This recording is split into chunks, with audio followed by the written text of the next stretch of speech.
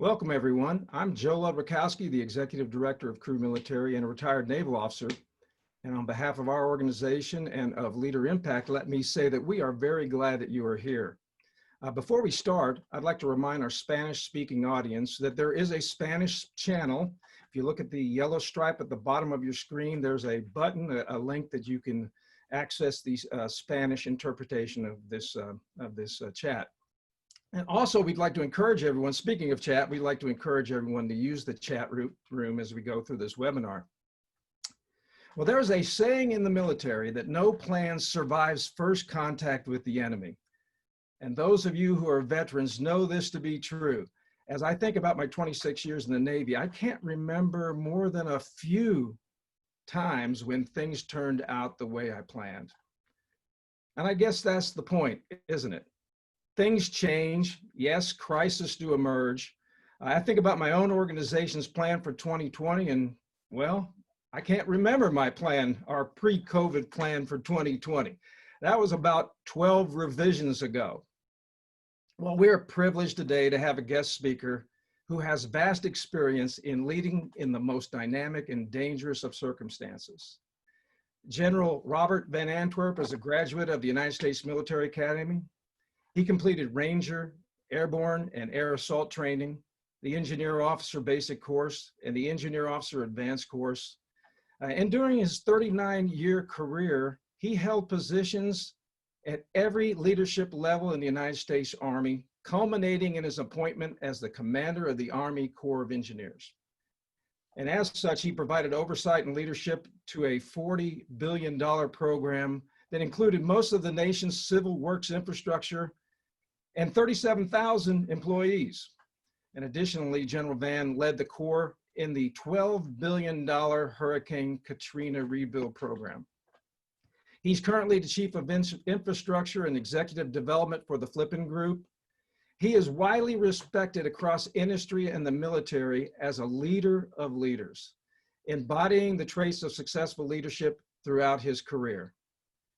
General Van, it's great to have you with us today, and over to you, sir. Okay, thanks, Joe. It's terrific to be in a joint community today with the Navy. I'm loving it, so it's great. I do need to give a disclaimer here. I'm not an expert, but I am a learner. Many on this call have more profound things they could share than me, but I'm going to tell you what I've learned, and a lot of that through trial, error, and mistakes, I would say. You know, one of the things that God talks to us about is about a man needs to be humble. And I think this is one of my favorite verses is Isaiah 66:2. And it says this is the one that I esteem. That's God speaking, saying, I hold this person in high regard. He was humble, contrite in spirit, and trembles at my word. Jim Collins picked up on that a little bit when he wrote the book, Good to Great. And in Good to Great, Jim talks about two characteristics of leadership that separate the level 5 from all the lower levels. And it's this, that they have a personal humility and a professional will. So I think the challenge is, if we think we're humble, we're probably not. But it certainly is a characteristic that both God and great leaders want us to have, and we should have.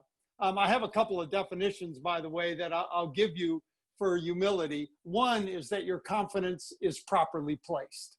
And for me, that confidence is in the Lord. That's where my ultimate confidence goes, not in myself, not even in the great experts around me, but in the Lord. The next one is, I think this comes from the purpose-driven life, but it's not thinking less of yourself, but thinking of yourself less. And if you say that real fast, you get selfless. And that is a great characteristic of the humble leader. The third one is looking in the mirror when things go wrong and growing from it. That's my third definition of humility. So what we're going to look at today, we're going to look at some tools. We're going to look at the mission that we've been given. A lot of you out there, like me, we've made a lot of decisions in our lifetime. Some have been good decisions, some have probably not, but those have all been decisions that we learned for because we know that to lead is to decide. There's three decisions I want to just tell you quickly at first, which is my foundation. The first one, I prayed to receive Christ in 1977. The second one is I married Paula. We've been married 46 years, almost 47. She was my childhood sweetheart, and we became one flesh, partners, confidants in everything. And so there's been a lot of decisions that I've gone to her to get her counsel. The third one is I went to West Point. And early on, I wasn't sure what I was doing. I went there to play football, but I learned about, and am still learning about, service and duty and honor and country and brotherhood. I have to give a little shout out to maybe some of the guys in my class that are here. We have a prayer call every Thursday night that we're praying for our country, for our fallen comrades, for their spouses, for those battling health, for this country, for COVID, for racism, and all of those issues that are out there. So shout out to my brothers.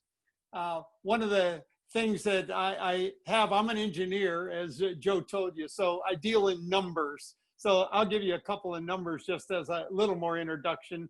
Not that this is about me, but Paul and I dated 7 years. As I said, we've been married 46. We have 5 children. We had 8 foster children along the way. One of those we adopted. He's number 5.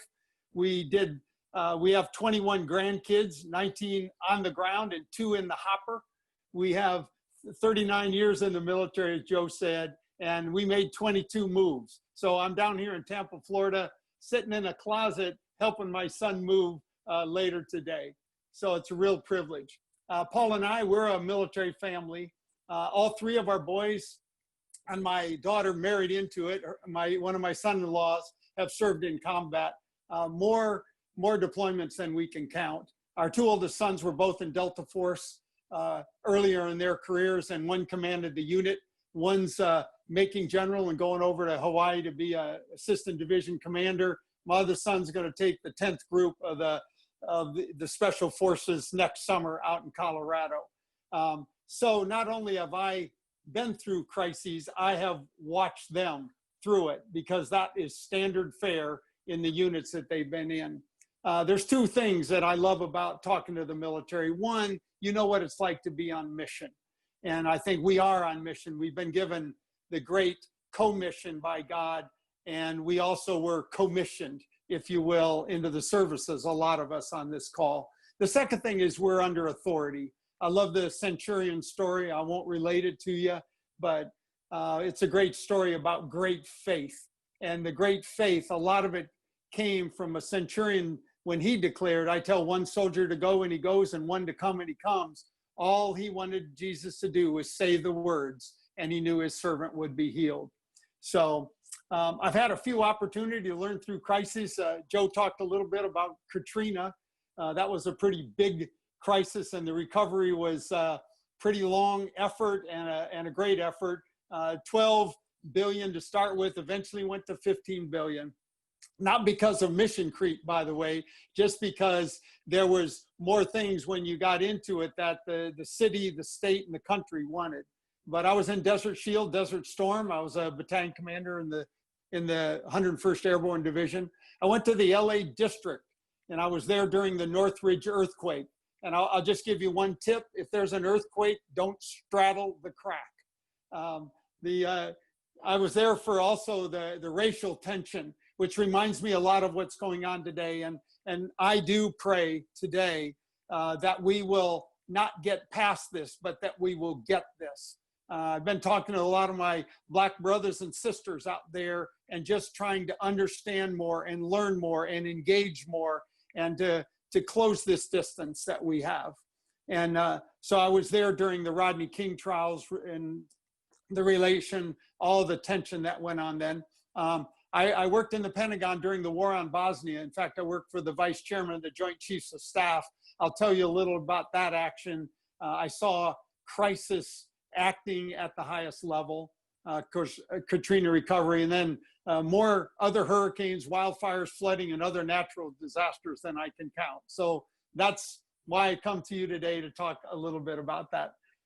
One of the things, I'm going to talk about some tools that I have and that may help you as we go forward. A lot of people have only one tool in their kit bag, I've come to realize, and that's a hammer. And if all you have is a hammer, the old saying is everything looks like a nail. But your spouse is not a nail, your children aren't, those that you lead aren't, and almost every situation needs a different tool than just a hammer. So I'm going to talk about some of those tools a little bit today. You know, one of my best assignments, favorite assignments, it was a lateral assignment. I was a 2-star in the Pentagon. I was the Assistant Chief of Staff for Installation Management. And I went out to Fort Leonard Wood and to be the commanding general out there, largely at the urging of one of my daughters that said, "Dad, go out there and finish well." And of course, a lot of years happened after that. But we went out there to make every assignment count, to bloom where we were planted. And one of the things I love to do out there is gather together with groups of soldiers. Of course, we had trainees and in both the chemical, MP, and engineers. And I got a little group of chemical students together. They were in basic training. They've been there for 2 days. I used to love to get them because everybody that came in during the time we were at Leonard Wood, they were going to come into the Army and probably deploy. It was a given. And so I would get them in a little huddle. This one group, I remember, there was 12 little Indians, I would say. They were with their drill sergeant. And I talked to them a little bit about the Army, and my goal was to inspire them, to encourage them, and to also confirm the decision they'd made to come in. So I had one little girl in the front row. She was actually a young woman. She was coming in. She was all of 19. She was all of about 4'11". She came in, I think, under a height waiver. I don't know. I used to be in recruiting before that, but I was glad she was there. And I asked them all if they had any questions after I had a little talk with them. And this one young lady stepped forward, kind of a half between a position of attention and a forward lunge, if you can imagine what that looks like. And because she did that, I went into a forward lunge. And so what that did was close the distance between us. We were about, probably 2 feet apart, face to face. And I said, "What's your question, young lady?" And she said, "General, what do generals do?" And I said, "Wait right there just a second." I stood back up. You know, it's okay to take a second and think about what you're doing. And then I got back down into my kind of lunge position. And I said, "Generals don't do anything specific. We just do general stuff." And I said, "You can go back to whatever position you were in." And she took that answer was perfectly fine with her. So I have done a lot of general stuff, and I've done some specifics, but it was general stuff. But so today I'm going to talk to you. I put it into 2 bins, general stuff and specifics. So that's what we'll do for kind of the remainder of our time together. But let me start with the general stuff. Some of the things that I've learned, that I've tried, a lot of them have worked well, but it's up to you if these would be things. I did invent, I don't know, 2 acronyms in my lifetime. That's it. Joe, I think the Navy has a bunch of acronyms. So does the Army, right? So here are my 2 acronyms. One is Steal Ideas Shamelessly. And that's easy to pronounce. It's SIS, Steal Ideas Shamelessly. The other one is a little harder to say, but it's SIW, Share Ideas Willingly. And I think if we will do that with each other, and it takes 2 sides. It takes the willingness to share. And I know a lot of times we think, well, I don't want to be known for the one that always has something to say. But if you don't bring it, then other people can't steal it. So what I'm going to do is give you some stuff. You're welcome to steal it, or you can throw it in the trash can. But I'm going to give you some general stuff as I walk through this life for now 70 years. The first one is about attitude. And if you write one word of all this on your paper or have it in your mind, your attitude. What does it do? How does it impact people? And I'm going to give you a 4-word string right now that begins with attitude. And here's the string. Your attitude determines your behavior, which determines your influence, which determine outcomes. So it begins with your attitude. It can either be inspiring or it can be depressing. It can be one that, and your behavior will follow that attitude. I have seen it for a lifetime. And ultimately, with the right behaviors, then you're giving the right influence, which is leadership in essence. John Maxwell talks, when he defines leadership in one word, he says it's influence. Influence, that's what leadership is. And then, of course, if we do all those things right, we're going to have great outcomes. So let me just dwell on attitude just for a second, because there's really three types of attitude that I've learned to over the years that I've seen in people. This is a gross generality, but the first one is the lowest form of attitude, and that is people that say, I have to do things. When I've hired hundreds and hundreds of people over time, I always ask question, well, tell me about your last job. Tell me what you got to do in your last job. And if they would start out and say, well, I had to do this and I had to do that, I'd go, note to self. They're going to feel that same way when they come here. And so that's the lowest form. The next form, kind of the middle of the road, has two parts. This is where they want to. And if someone wants to for the right reason, I'm in. But I'll draw the distinction between want to for selfish reasons or want to for selfless reasons. So the better form of want to is selfless. And that goes back to that humility that we talked about, selfless service. The highest form, though, this is what my wife and I start out every day. We did it today. Again, we had our quiet time. And then, of course, I've been talking about this opportunity, privilege I have of doing this with you all today. But she said, so babe, what do you get to do today? What do you get to do today?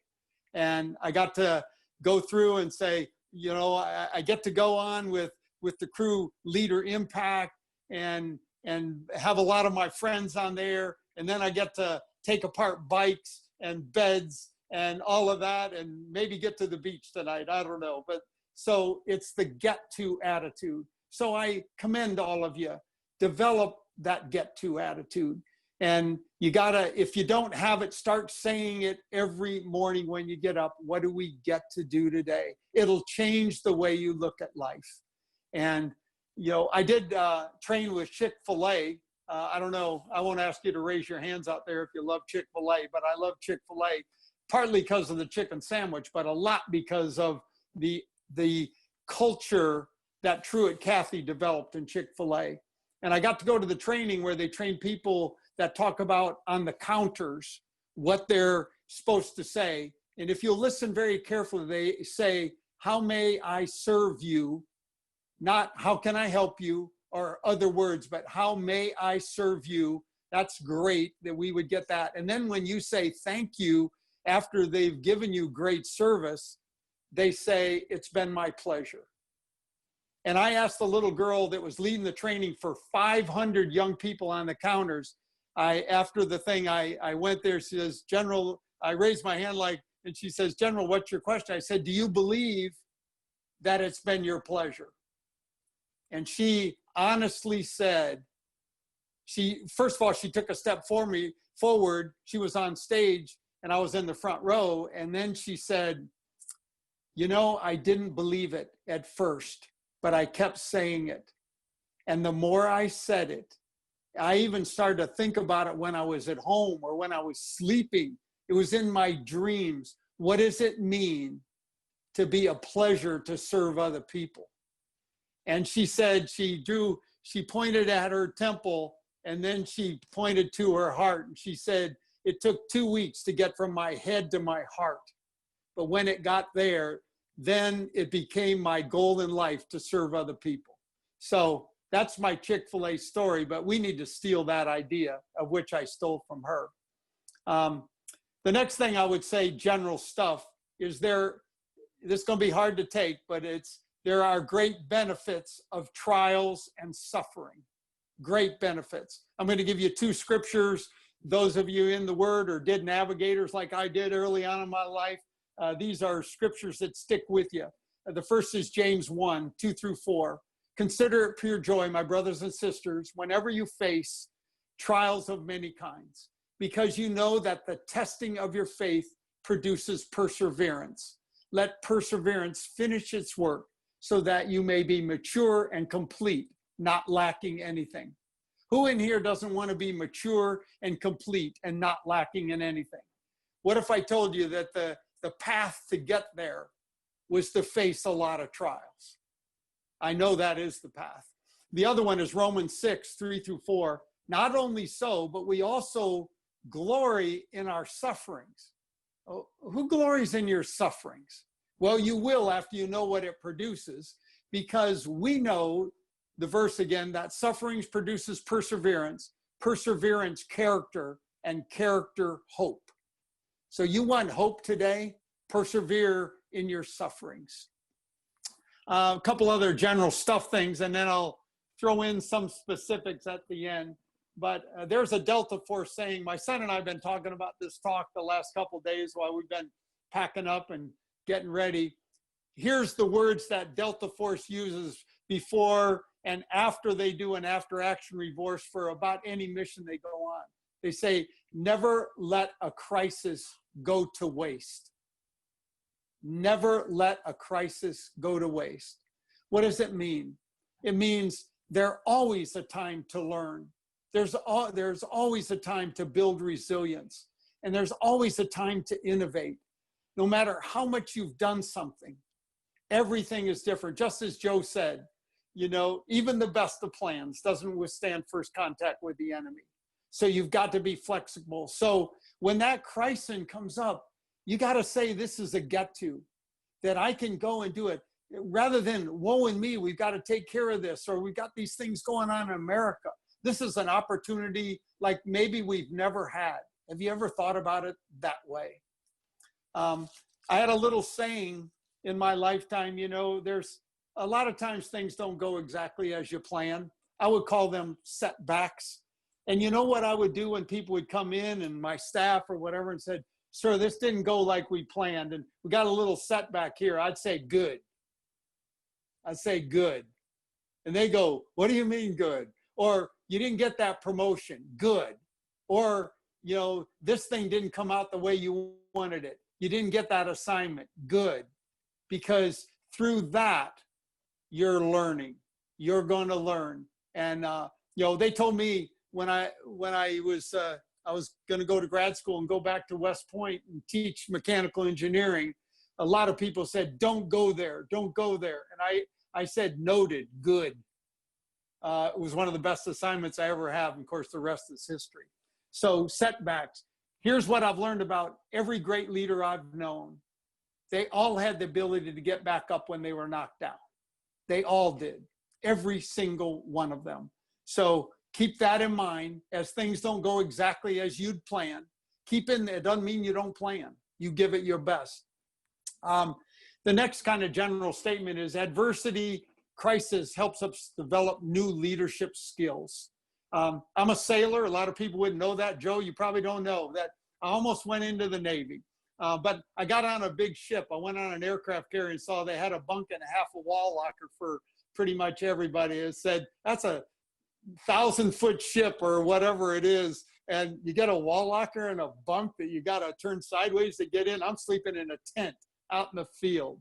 But here's what I know. Adversity helps develop new leadership skills. And we had a little plaque on one of our boats. We had a 41-foot Morgantown Islander, wonderful sailboat, keel boat.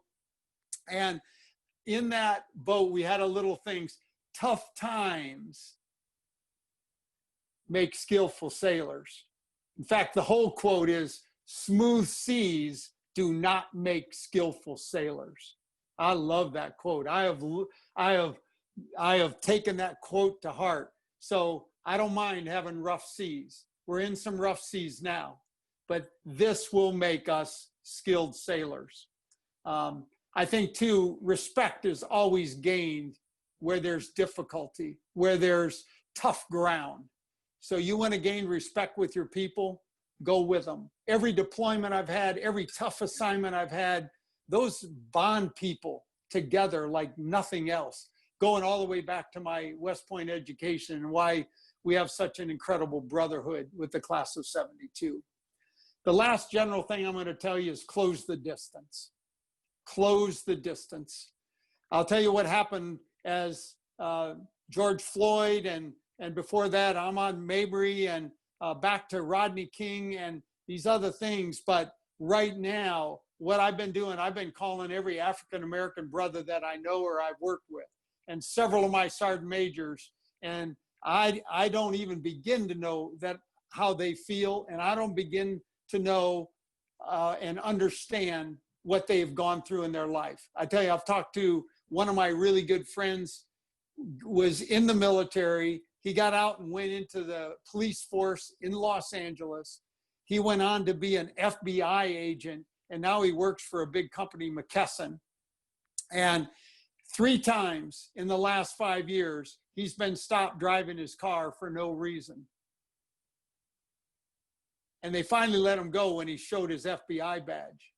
But I had to tell him, I've never been stopped unless I deserve to get stopped. And he doesn't just go and reach for in his glove compartment and get his, registration in there. I'm digging for the registration while the policeman's looking at me.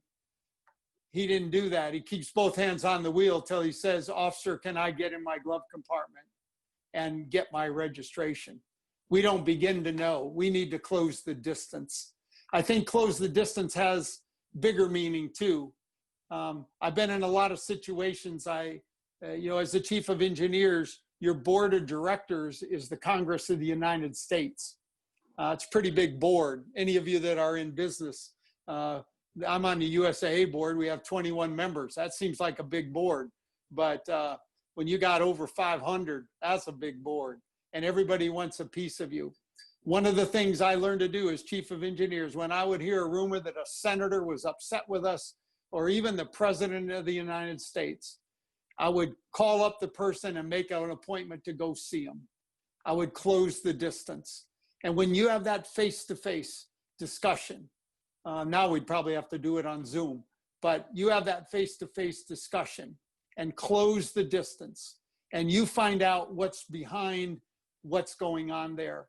It's hugely helpful. So I think this is a time in our country to close the distance. And I would say in this crisis, if you hear something that you think, or you're blamed for something or whatever, we don't make excuses. Let's close the distance. Close the distance. I've got some questions that come to the top of my mind, and I wrote them down years ago as I would hit crises and have to deal with things like that. I just want to give them to you. I'll give them to you pretty quickly.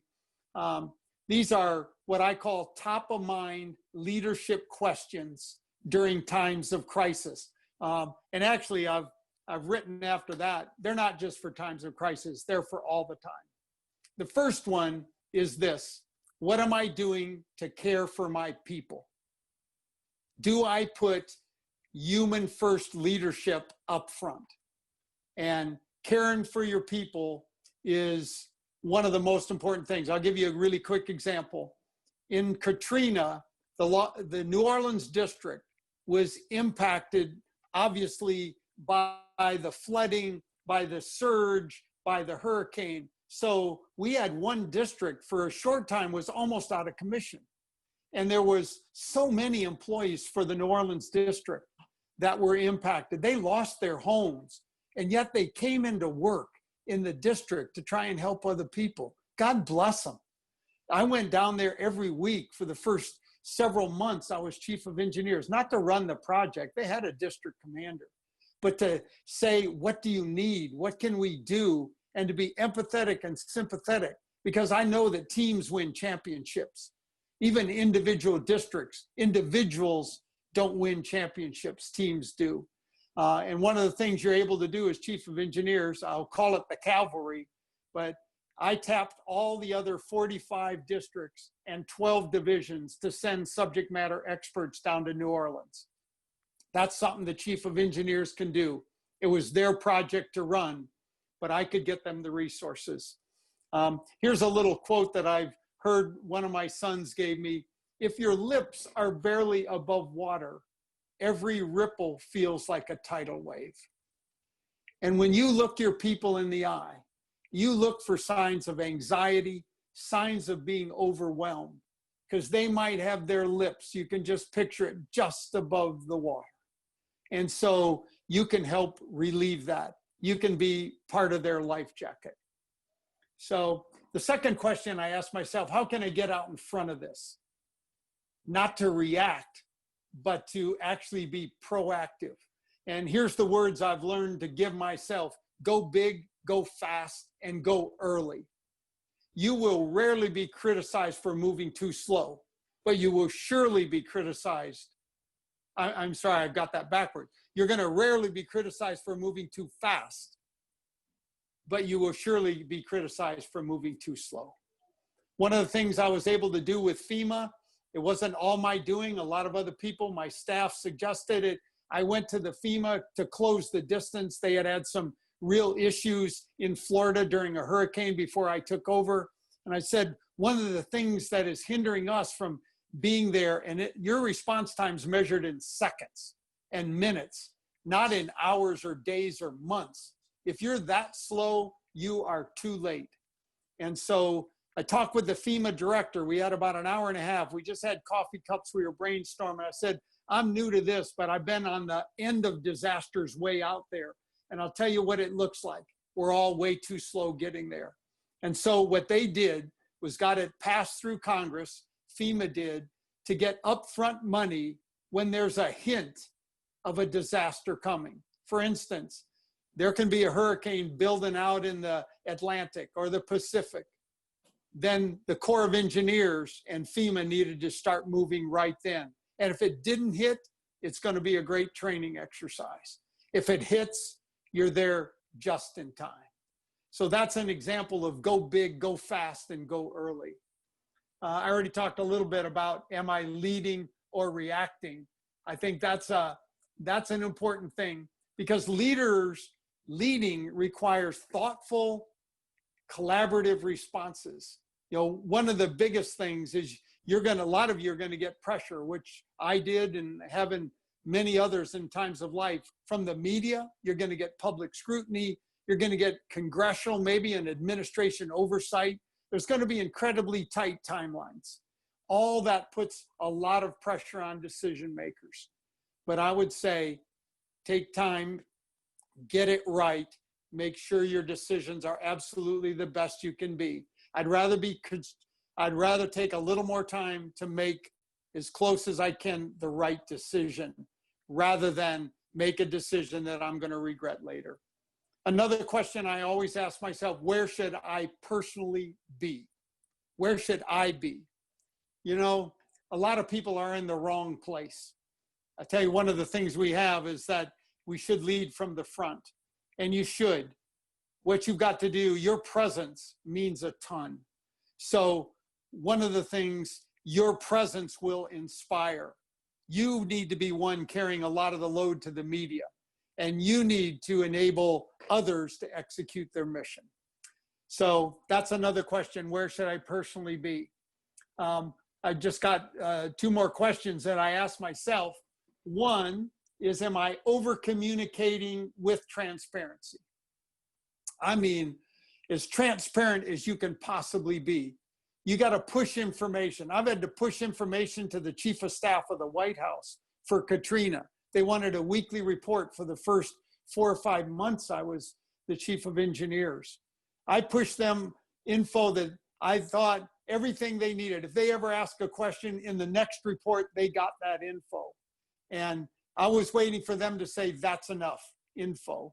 You got to get in front of the media. We've already talked about that. Again, rarely will you be criticized for giving too much information or for over communicating. And it's got to be up and down, internal and external. And then, of course, transparency. I think that's job one during a crisis.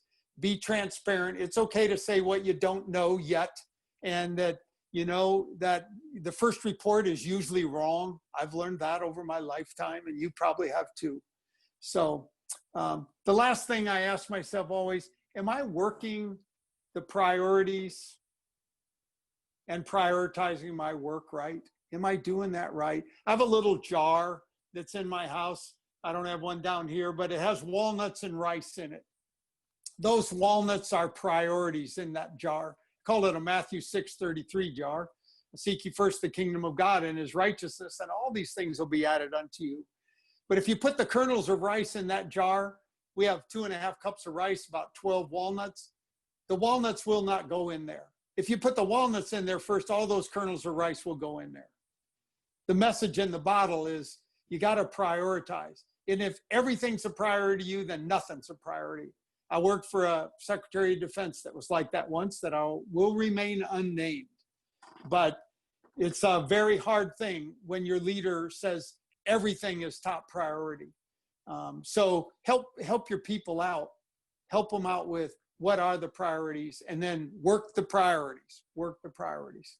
I'm going to give you 3 specifics, if we have time here, 3 specifics from mentors that I've had. These are real people. You're going to know them. And I'm going to just give you a couple lessons that I learned while I was with them. I stole it from them shamelessly as we went through.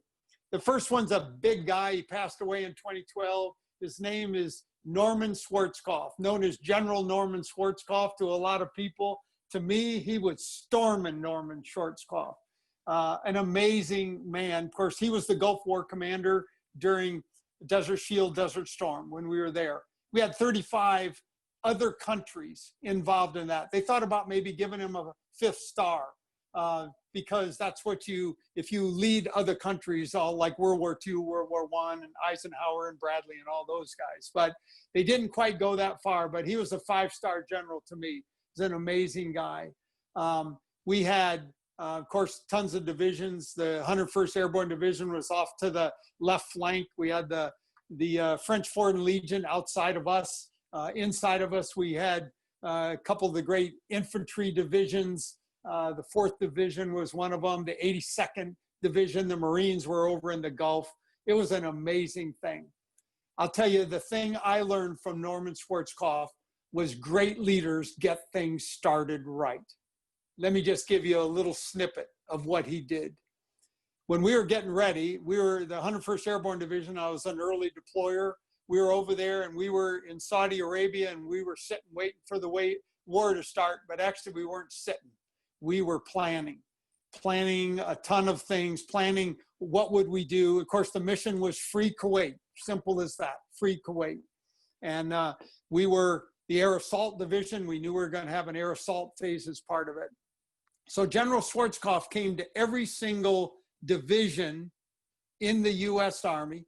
He came to every country that had troops that were of consequence in the field, and he personally briefed the plan from CENTCOM for the freedom of Kuwait.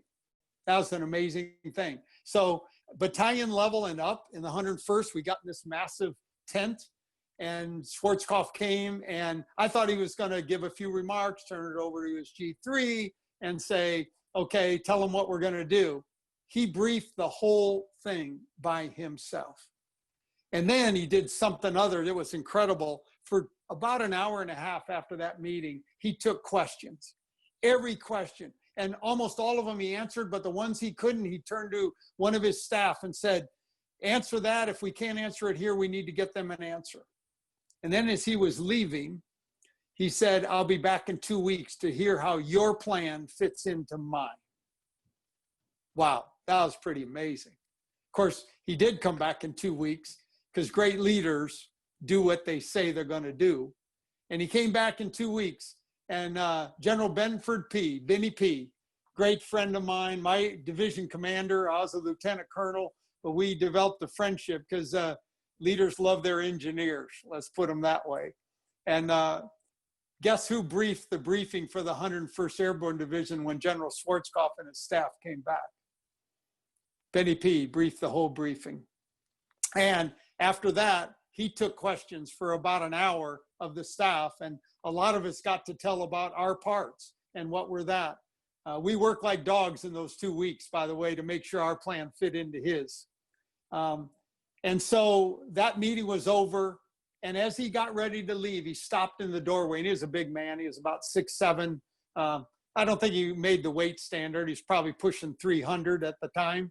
But he stopped in that doorway, and he turned and he said this. I'll never forget it.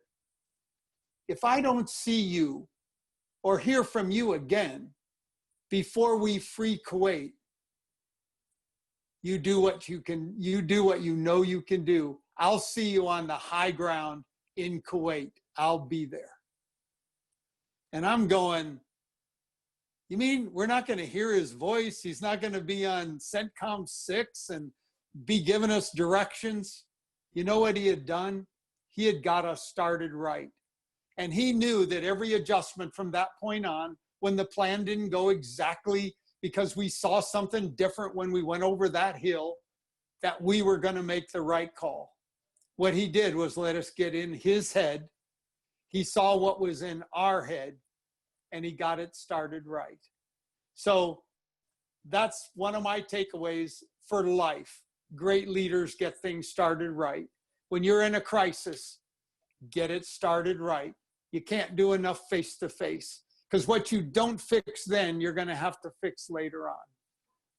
My second of 3 specifics is about a guy named Bill Owens. Joe, you'll like this, because the part before his name is Admiral Bill Owens. Bill was a 4-star admiral. He was the vice chairman of the Joint Chiefs of Staff. I had the privilege of being his exec for almost 18 months. It was an amazing tour, hardest tour, best tour I ever had. I learned more about generalship, more about leadership from him. There'd be 100 stories I could tell you, but it was great. This was back in 1994. What was going on at the time was Bosnia-Herzegovina. And we were talking to both sides on the phone. We visited both sides. Can you think about, there's a war going on and you are privileged to go into both sides fighting that war. It was an amazing thing.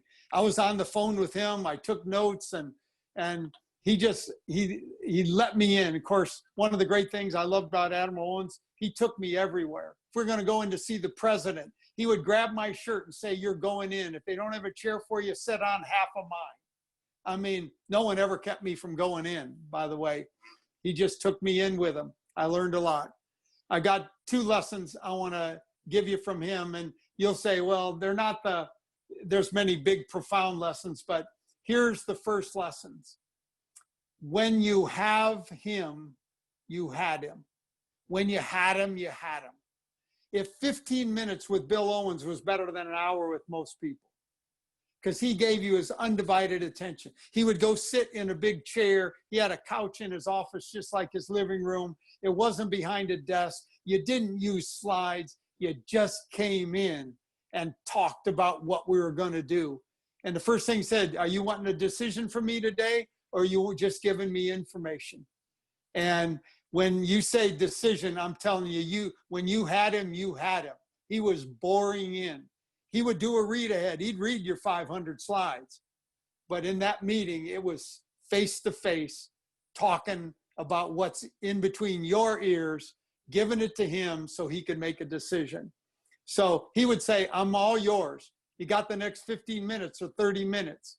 He'd say, "I read your read ahead, turn the briefing over, and let's talk and decide."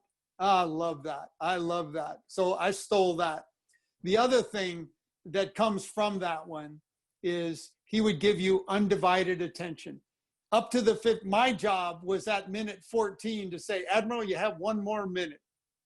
Because he wouldn't know how much time he had. He would give so much of his undivided attention. So the other lesson comes, make the best use of your time. You wonder how a guy at that level can keep all those things straight.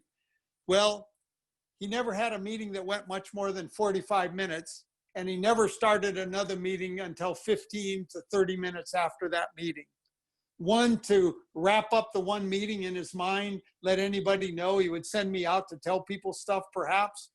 The other thing was to get ready for the next meeting. Best use of time.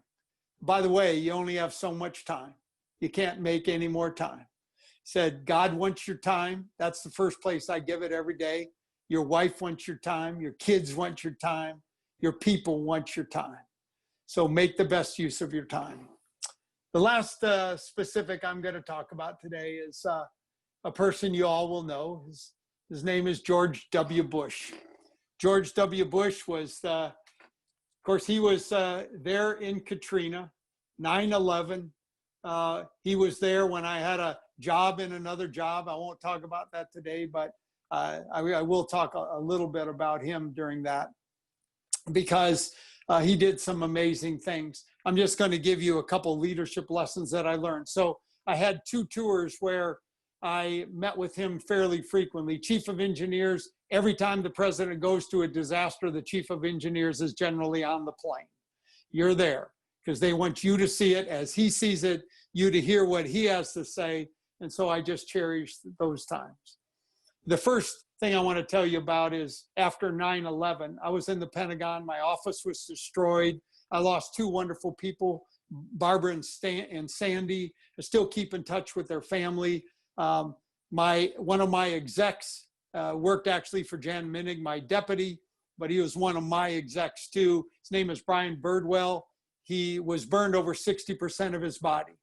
Brian wrote a wonderful book, Refined by Fire. You want to talk about someone that suffered? Get burned over 60% of your body. He's had over 50 operations, but he has been refined by fire. He is the one that say those sufferings have enabled him to do things he would never have done before. And I have other examples of that too, but he is the one. He was, so when Brian got burned in 9/11, and my whole office, other than those 3 people, went over to Crystal City that day. We weren't there when the plane flew through our office. The left part of the wing section closest to the fuselage went right through my office window. Brian was up in the C ring in the bathroom. It's the only reason he survived. But Brian got whisked into the A ring. A lot of you know the center courtyard, got taken out of the Pentagon. A guy with an Escalade, an angel with an Escalade, threw all the seats out of his Escalade and took Brian to the burn center, driving on the sidewalk and every place else. It's amazing. But for the next 6 months, every Saturday morning I was in town, I went and did rehab with Brian Birdwell. That was my commitment to him. We protected him from the Army even saying, Brian, you need to, they told his wife, Mel, we need to retire him in case he passes away. He was so close to dying. And that was the old rule. You couldn't get your retirement. You couldn't get all that. And I assigned a full colonel to Mel for full time, stationed in the hospital with them to ward off people telling her stuff that wasn't right. And then we went to work to get that rule changed, which we did get it changed through a lot of other people needed it changed also. But we kept them alive. We didn't retire them because that gives people hope in that suffering. And so I want to tell you one story about George W. Bush. And no one else saw it but Brian and me. George and Laura came in. President comes in. He was making the rounds. He told his entourage to stay out. Part of it because of infection, but mostly because of who he is and how he does stuff. And well, I don't care what political party you're associated with. I'm just telling you about the George W. Bush that I know. He came in to Brian's room. He was making the rounds. I could hear him next door. And he comes in, and as he did, I moved over to the wall so he could just talk to Brian. But he turned to me first, and he talked, and we'd been together a couple times because of other disasters that we went to. And so I gave him a little recap of where Brian was. He goes to the foot of Brian's bed with Laura, and he salutes Brian. Brian was like a mummy. He was in all kinds of bandages and stuff. And Brian, about half arm bent, got a salute up there. And then President Bush came and whispered in Brian's ear. And he gave him a couple of inspirational things about his sacrifice meant so much, and that we're going to find who did this, and we're going to take care of that. But your job now is job one, and that's to get better and get back in the Army. I had told the president that they were wanting to retire him, and we refused to do it. And he said, good. says, we'll take care of that. If this first time in my life ever, someone said, if you can't work that through normal channels, give me a call. And it was the President of the United States. So that's one thing. Real caring is what you do when no one else is looking. That's what I stole from George W. Bush. Real caring is what you do when no one else is looking. That call, that visit, that love that you show your people. The second part really comes from Hurricane Katrina. And this, I entitled this Breakfast, or Feedback is the Breakfast of Champions. Feedback is the Breakfast of Champions. Of course, Hurricane Katrina happened in August 2005. I took over the Corps in 2007. My predecessor, Carl Strock, an awesome man, he took the brunt of it because there was criticism going back to 1955 and things we should have done and all that. But after a couple years, it was time, and the Vice Chief of Staff, my classmate Dick Cody, called me up and said, we'd like you to be the next Chief of Engineers. And I already had 35 years of service, but he said, and this is how he said, I know you're long in the tooth, but I said, I'm no longer in the tooth than you are, but he said, you're long in the tooth. We'd like you to take a 4-year job as the Chief of Engineers. And I called Paula up and she said, let's do this thing. Let's do it. Because that's the kind of person I'm married to. So we take over, and I've been going down there every week for a couple of months, and then I get a call, go out to Andrews Air Force Base. The president wants to go look at the project and all the stuff down in New Orleans. Well, how many of you have ever had a job where you had the President of the United States inspect your job? I've had the Inspector General, I've had people above me, but I never had the president inspect one of my jobs. But I first called the district engineer, did a 3-way call with the division engineer, and I said, you guys gonna have a visitor down there today? He said, sir, I was just getting ready to call you. 3 hard cards landed at the airport. I think we're gonna have a visitor today. I said, you bet you are. Let's show them the good, the bad, and the ugly. And so that's what they plan to do. So we get out there, and I'll end this story because of time here, but when we were flying back from that visit, and the president was he was affirming, did everything right, and saw the good and the bad, the ugly, and says, I know you guys are going to get after that. He trusted us. We felt that. But on the way back, he turned to me at the conference table in the airplane and says, Van, is there anything I should have done different? Because the President of the United States, when he went down there after the hurricane, he said, we're going to build it back just like it was, only better. That locked us into a plan that we probably wouldn't have executed if we had time to think about the plan. Instead of 330 miles of levee, we would have built 220. It cost an additional, I don't know, $4 or $5 billion. But it was all he could do at the time. And next time, so he said, what should I do? And I said, this is going to be the hardest thing in the world, Mr. President. But I think if you could go and be empathetic and sympathetic like you are, like no other person I've ever met, you can do that well. But if you can avoid saying, we're going to build it back just like it was, give us time to think about it and come up with the best plan we can. And so he gave what you do when you get feedback. He said, thank you.